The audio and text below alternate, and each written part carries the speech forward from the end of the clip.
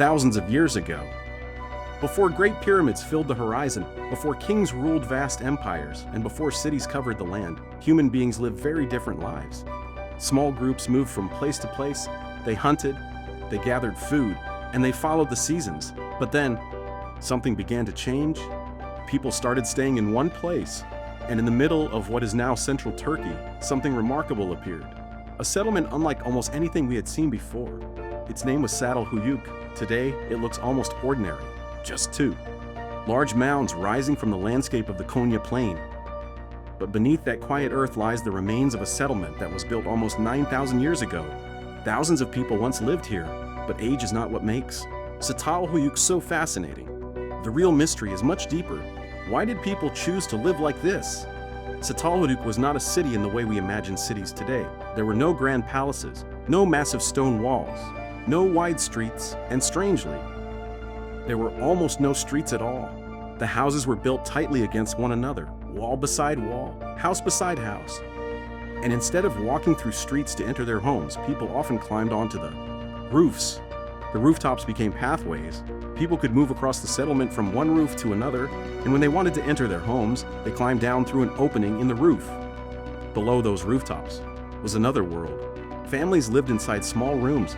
They cooked there, they worked there, they slept there, and they buried their dead there. Over generations, houses were rebuilt again and again. An old house might be filled in, and a new one built directly above it, then another, and another. Layer after layer, human life slowly raised the ground beneath the settlement.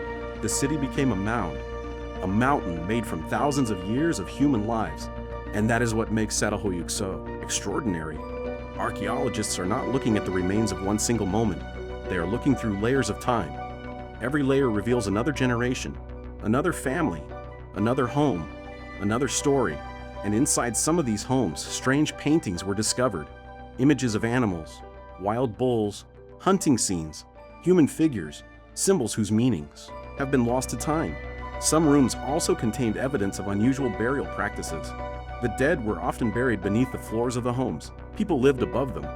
Generation after generation, life and death were literally sharing the same space. But why? What did these people believe? Did they see death differently from us? Did their homes have a spiritual meaning? Or was there another reason? We still don't know for certain. And this is where the story of Çatalhöyük becomes even more mysterious. Because this was not simply a place where people lived. It was a completely different way of organizing human life. Thousands of people were living close together, without the obvious signs of kings, palaces, or powerful rulers. So who was in charge? Was anyone in charge?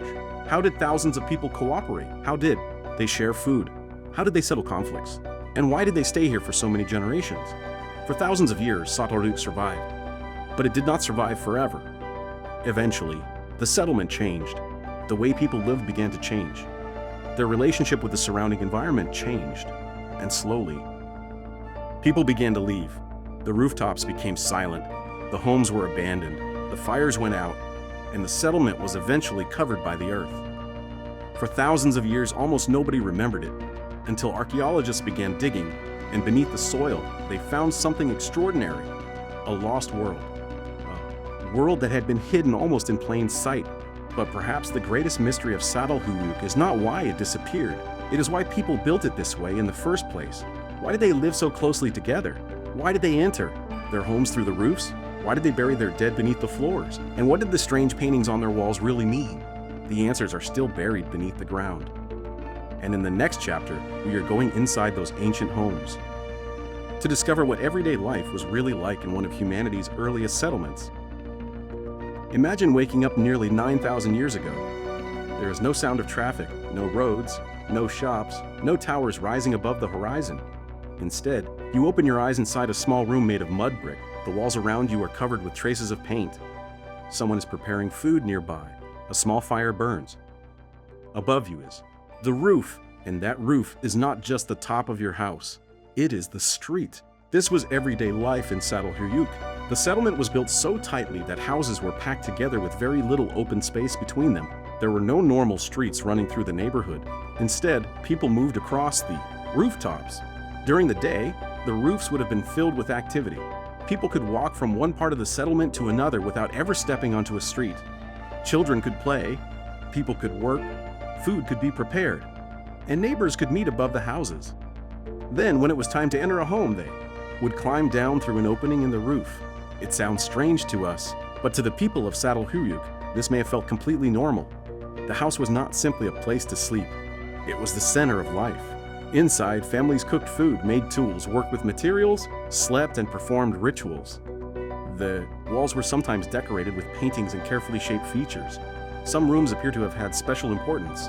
And then there is something even more unusual: the dead. Instead of creating large cemeteries outside the settlement, many people were buried beneath the floors of their homes. Imagine living your entire life in the same house, and knowing that people from previous generations were buried beneath your feet. For the people of Çatalhöyük, death was not necessarily something separated from everyday life. It was part of the home, part of the family, part of the community. Some graves contained objects buried with the dead. These objects may have had personal or symbolic meaning, and in some cases the remains were later disturbed or moved. This has led archaeologists to ask an extraordinary question: were these people simply burying their relatives? Or were they returning to the dead as part of a ritual? We cannot know exactly what they believed. There are no written records, no books, no inscriptions explaining their religion, only the remains they left behind. And those remains tell a complicated story. Çatalhöyük was not a simple village. Thousands of people may have lived in the wider settlement over time, but there are surprisingly few signs of obvious social hierarchy. There are no giant royal buildings, no monuments celebrating a king, no enormous tombs built for a ruling class. Instead, most houses appear relatively similar in size and structure. This raises another mystery. How did such a large community function without the kind of political structures we associate with cities? Perhaps power was shared. Perhaps families had different roles. Perhaps social differences existed in ways we simply cannot see. Or perhaps Çatalhöyük was organized around completely different ideas of community. We can only make educated guesses. But there is another clue: the animals. Images and remains of wild cattle, sheep, goats, deer, and other animals appear throughout the settlement. Some were important sources of food. Others may have had symbolic meaning. The famous images of wild bulls are especially striking. Their horns were sometimes incorporated into the architecture of rooms. Were these symbols of strength, protection, ritual, or something else entirely? Again, we don't have a written answer, and perhaps that is what makes Çatalhöyük so fascinating. Every discovery seems to answer one question, only to create three more. The people who lived here left behind no explanation of their world. They left us fragments: a painted wall, a buried skeleton, a clay object, a fireplace, a horn embedded in a wall, a house built over another house. And thousands of years later, we are trying to reconstruct an entire civilization from these fragments. But there is one thing we can say with confidence: these people were not simply surviving. They were building a community. They were creating traditions. They were decorating their homes. They were remembering their dead. And they were developing a way of life that lasted for generations. But eventually, something began to change. The environment around Çatalhöyük was not the same forever. The way people obtained food changed. The settlement itself began to change. And slowly, the world that had supported Çatalhöyük began to disappear. So the question becomes even more important: what happened to the people who lived here? Did they die? Did they move somewhere else? Did their way of life simply become impossible? Or did Çatalhöyük slowly transform into something completely different? The answer may be hidden in the final layers of the settlement. And in the next chapter, we will follow the clues left behind by the people who eventually walked away. For thousands of years, Çatalhöyük survived. Generation after generation was born here. Children grew up on the rooftops. Families lived inside the same walls. The dead were buried beneath the floors. And the settlement continued to grow. But no human settlement exists outside the forces of nature. And slowly, the world around Çatalhöyük began to change.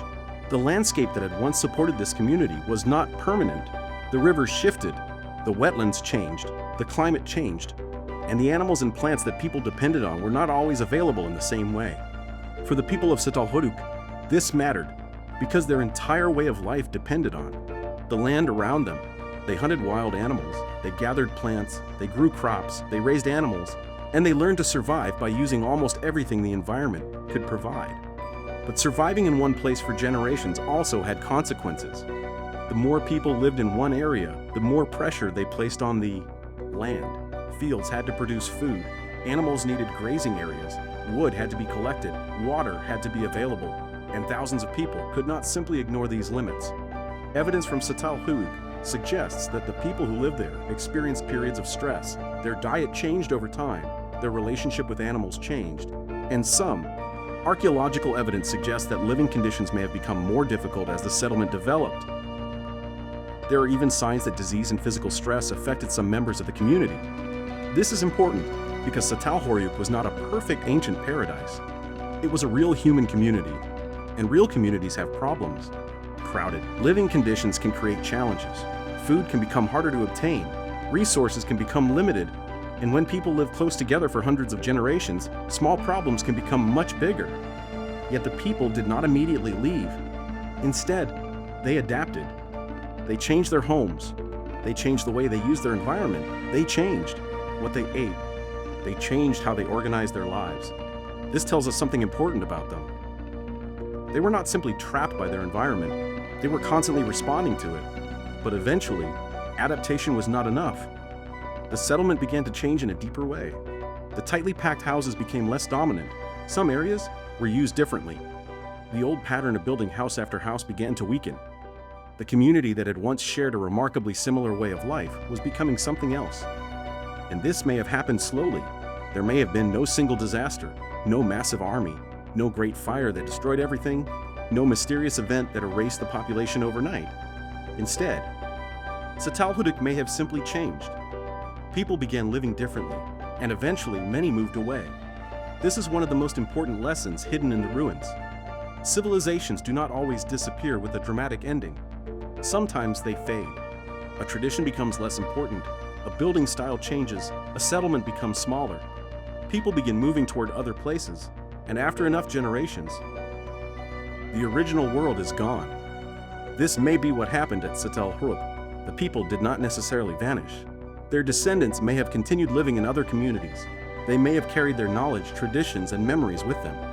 The city disappeared, but the people did not necessarily disappear with it. And this changes the question. Perhaps we should not ask, why did Çatalhöyük die? Perhaps we should ask, why did its people decide that they no longer needed Çatalhöyük? That is a very different question, because leaving a place does not always mean failure. Sometimes it means adaptation. Sometimes people leave because another place offers better opportunities, more water, better farmland, new trade routes, more space, or simply a different way of life. And there may have been another important change taking place across the wider region. Human societies were becoming increasingly connected. Communities were changing. Agriculture was developing. Animals were being domesticated in new ways. People were spreading into new landscapes. The world was becoming different, and Çatalhöyük was no longer the same world it had been thousands of years earlier. Eventually, the rooftops became quieter, the fires became fewer, the houses stopped being rebuilt, and the layers of human life slowly came to an end. But something remained, under the soil. The walls were still there, the paintings were still there, the graves were still there, and the objects people had touched thousands of years earlier were waiting for someone to find them. For centuries, perhaps even millennia, the settlement remained silent until modern archaeologists arrived. And when they began digging into the mound, they discovered something that changed our understanding of early human history. Because Çatalhöyük was telling us that thousands of years before the great cities of the ancient world, humans were already experimenting with something extraordinary: community, urban life, ritual, architecture, and identity. But one question still remains. If the people of Çatalhöyük were among the earliest communities to live this way, what did they believe? What were the strange paintings on their walls trying to tell us? Why were bulls, animals, human figures, and mysterious symbols appearing again and again? And could these images reveal how the people of Çatalhöyük understood the world around them? In the next chapter, we enter the symbolic world of Çatalhöyük. For thousands of years, the people of Çatalhöyük left behind no written explanation of their world, no books, no letters, no inscriptions telling us what they believed. But they did leave images, painted directly onto the walls of their homes, and some of those images are still visible today. A world of animals, wild bulls, leopards, vultures, human figures, geometric shapes, and scenes that are difficult to understand, even after decades of archaeological research. One of the most famous images from Çatalhöyük shows a group of people surrounding what appears to be a large animal. Another room contains powerful images of wild cattle. Their horns were sometimes placed directly into the walls. These were not simply decorative objects, they were carefully positioned inside certain rooms. And that raises an important question. Why were the animals so important? For the people of Çatalhöyük, animals were part of everyday life. They provided food, they provided materials, they were part of hunting. But some animals may also have carried symbolic meaning. The wild bull appears again and again. Its enormous horns must have been visually powerful. Imagine entering one of these rooms thousands of years ago. The walls are covered in plaster, the room is dark, a small fire is burning, and mounted into the wall is the enormous horn of a wild bull. To us, it might look like an ancient decoration, but to the people who lived there, it may have meant something much deeper.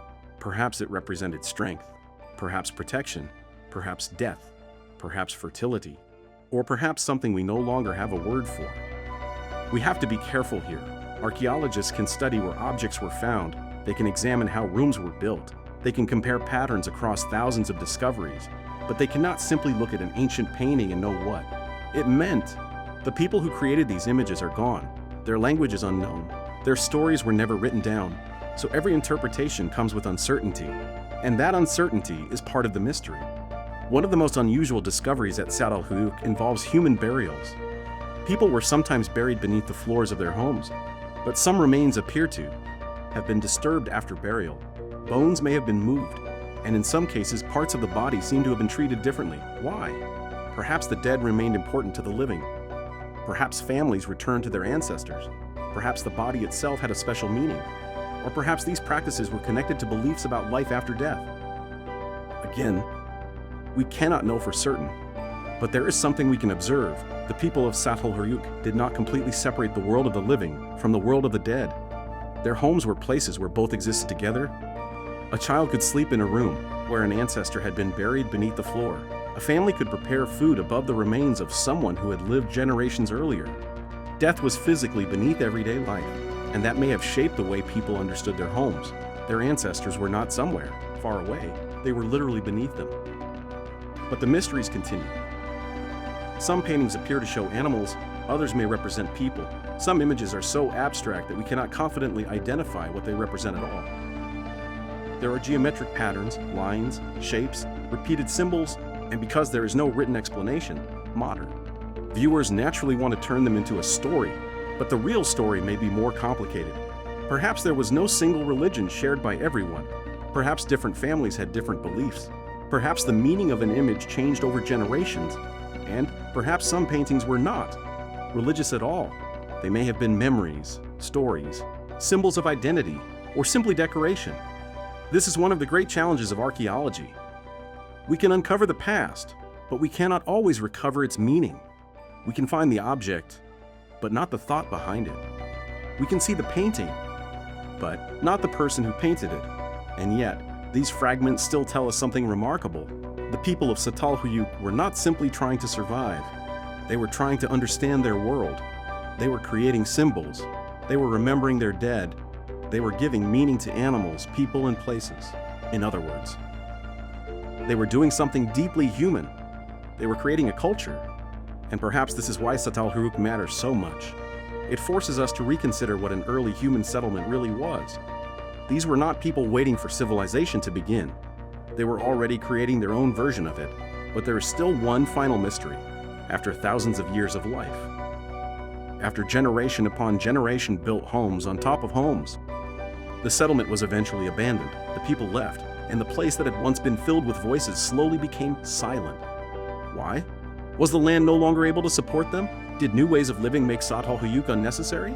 Did the community slowly break apart? Or did people simply find a better place to build their future? The answer may never be completely clear, but the final layers of Çatalhöyük contain clues. And those clues lead us to the final chapter of this story. The moment when one of humanity's earliest great settlements finally became a place of the past. For thousands of years, Çatalhöyük was home. Generation after generation was born here. People built their houses, they raised their children, they buried their dead beneath their floors, they painted their walls. And then, slowly, the story began to change. There was no final battle, No invading army appears to have stormed through the settlement. No single event explains the end. Instead, Çatalhöyük seems to have faded away over time, and that may be even more interesting. Because when we imagine an ancient city disappearing, we often imagine destruction, fire, war, earthquakes, bodies left behind. But Çatalhöyük tells a different story. Its end appears to have been much quieter. The houses changed, the way people used. The settlement changed, and eventually people stopped rebuilding the homes in the way their ancestors had done for generations. The rooftops became less important. The tightly packed settlement began to lose its old character, and little by little, people moved on. But where did they go? This is one of the most difficult questions to answer. There was no sign saying where the people of Çatalhöyük went next. No ancient map, no written record, no final message carved into stone. The people simply left behind the place that had been their home for thousands of years. But leaving does not necessarily mean disappearing. Human populations move, they adapt, they mix with other communities, they change their traditions, and they build new homes somewhere else. The people who left Çatalhöyük may have carried parts of their culture with them, their knowledge of farming, their knowledge of animals, their tools, their traditions, their stories, their memories. Perhaps some of those ideas survived in other settlements. Perhaps some disappeared forever, we may never know. But there was another transformation taking place across the region. Human life was becoming increasingly different. Communities were spreading, agricultural practices were changing, animal domestication was becoming more important, and people were developing new relationships with land and resources. The world that had created Çatalhöyük was slowly disappearing, and a new world was taking its place. This is why the end of Çatalhöyük should not necessarily be described as a collapse. It may have been a transition. A way of life that had worked for generations was no longer the only option, and people chose something different. That idea is important. Because Çatalhöyük was not abandoned because its people had failed. The settlement had already survived for an extraordinary amount of time. It had adapted again and again, but eventually, the people who lived there no longer needed to live the way their ancestors had. The city had served its purpose, and the future was somewhere else. Then came the silence. The fires went out, the rooms were no longer occupied, the rooftops were no longer crowded with people, the walls remained, the graves remained, the objects remained, but the voices were gone. Year after year, the buildings slowly disappeared beneath dust and soil. Rain fell, wind moved across the plain, plants grew, and eventually, the settlement became part of the landscape, a mound, nothing more. For centuries, perhaps thousands of years, people passed through the region without knowing what was underneath. The homes were hidden, the paintings were hidden, the graves were hidden, the story was hidden. Until modern archaeology began to uncover it. When excavations started in the 20th century, the world began to see Çatalhöyük again. And suddenly, a settlement that had been silent for thousands of years began speaking, not with words, but through objects, walls, bones, tools, buildings, and fragments of everyday life. Archaeologists realized that this was not just another ancient village. It was evidence of a much earlier stage in the development of complex human communities, a time when people were learning how to live together on a large scale, a time before writing, before kings, before empires, before the famous cities of Mesopotamia. Çatalhöyük existed long before most of the ancient world we learn about in school, and yet, its people were already creating something remarkably complex. They had homes, they had traditions, they had rituals, they had art, they had communities, they had memories, and they had a sense of belonging. But perhaps the most fascinating discovery is this. The people of Çatalhöyük did not leave behind a monument to themselves. They did not build a giant statue announcing their greatness. They simply lived. And that may be why their story feels so close to us, because history is usually told through kings and conquerors, but most human beings were never kings. They were parents, children, farmers, hunters, craftsmen, neighbors, people trying to build a life, and Çatalhöyük gives us a rare glimpse into that world, a world where ordinary people lived thousands of years ago. And somehow, their lives survived, not in books, not in monuments, but beneath the ground, still waiting to be discovered. Yet one final question remains. After thousands of years of mystery, what can Çatalhöyük actually teach us about ourselves? Because perhaps the story of this ancient settlement is not really about how a city disappeared. Perhaps it is about something much bigger. Why do humans build communities in the first place? Why do we stay together?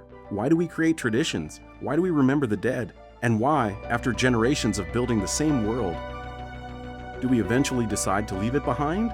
In the final chapter, we return to Çatalhöyük one last time, not to ask how it disappeared, but to understand what its existence tells us about the beginning of human civilization. For thousands of years, Çatalhöyük was silent. The people were gone, the rooftops were empty, the fires had disappeared, and the walls that had once surrounded families slowly became part of the earth. But the story did not end there, because although the people left Çatalhöyük, they left something behind. Not a great empire, not a palace, not a written history, something much simpler. Evidence of ordinary human life, and that may be more valuable than any monument. When archaeologists began uncovering Çatalhöyük, they discovered a world that existed thousands of years before the civilizations most people know today. There were no Roman roads, no Egyptian pharaohs, no Greek temples, no written laws, and yet, people were already living together in large numbers. They were building homes, growing crops, keeping animals, making tools, creating art, performing rituals, and remembering their dead. This changes the way we think about the beginning of civilization. For a long time, history was often presented as a straight line. First came small villages, then cities, then kings, then empires, then the modern world. But Çatalhöyük makes that story much more complicated, because human societies did not develop in one simple direction. People experimented. They tried different ways of living. Some worked, some failed, some survived for thousands of years, and some eventually disappeared. Çatalhöyük was one of those experiments. A massive community without obvious palaces, a settlement without traditional streets, a society where houses were packed together, a place where the dead were buried beneath the homes of the living. It was not the beginning of civilization in a simple sense, but it was one of the clearest examples of humans trying to create a new kind of life. And perhaps that is why its disappearance is so fascinating. Çatalhöyük did not end with a dramatic final moment. There was no great final battle, no single catastrophe that explains everything. Instead, its people gradually changed. Their environment changed, their economy changed, their traditions changed, and eventually, they moved on. That may be one of the most important lessons hidden beneath this ancient mound. Civilizations do not always disappear because they are destroyed. Sometimes they disappear because people change. A house becomes outdated, a tradition loses its meaning, a settlement no longer fits the way people want to live, and one day, people simply leave. The place remains, but the society that created it moves forward. Thousands of years later, we stand at the edge of Çatalhöyük and see only earth and ruins. But beneath our feet are thousands of years of human experience. Every layer represents another generation, another family, another life, another story. Somewhere beneath these layers, a person once woke up in the morning. They walked across the roof. They prepared food. They spoke to their family. They worked. They laughed. They worried. They slept. And perhaps they wondered about the future, just as we do today. That is what makes Çatalhöyük feel strangely familiar. The technology was different. The landscape was different. The beliefs were different. But the basic human experience was not. People still needed food. They needed shelter. They needed family. They needed community. They needed meaning. And they needed a place they could call home. For a moment, Çatalhöyük gives us the chance to look through a window into that distant world, not through the eyes of a king, not through the words of a historian, but through the lives of ordinary people, people who lived almost 9,000 years ago, and yet left behind clues that allow us to imagine them. Their city disappeared, their language disappeared, their names disappeared, but their lives did not completely vanish, because archaeology gave them a voice. A wall painting can survive. A tool can survive. A buried skeleton can survive. A house can survive. And sometimes, that is enough to bring an entire world back to life. Perhaps this is the real mystery of Çatalhöyük. Not how it was built, not why its people eventually left, but how much of their world survived after they were gone. For thousands of years, the settlement was hidden beneath the soil, waiting, silent, until someone came looking. And now, every new discovery adds another piece to the story. But there will always be unanswered questions. We may never know exactly what the paintings meant. We may never know how every family lived. We may never know what the people were thinking when they finally decided to leave. And perhaps that is okay, because history is not always about finding every answer. Sometimes it is about understanding how much we still do not know. Çatalhöyük reminds us that civilization did not suddenly appear. It was built slowly, through countless experiments, through mistakes, through adaptation, through ordinary people trying to survive and create a better life. And somewhere along that long journey, human beings began doing something extraordinary. They stopped simply moving through the world and started building worlds of their own. Çatalhöyük was one of those worlds. It existed, it grew, it changed, and eventually it disappeared. But the earth remembered, and thousands of years later we are still listening. Maybe that is the greatest lesson of all. A civilization does not have to survive forever to matter. Sometimes even a civilization that disappears can leave behind enough clues to change the way we understand humanity itself.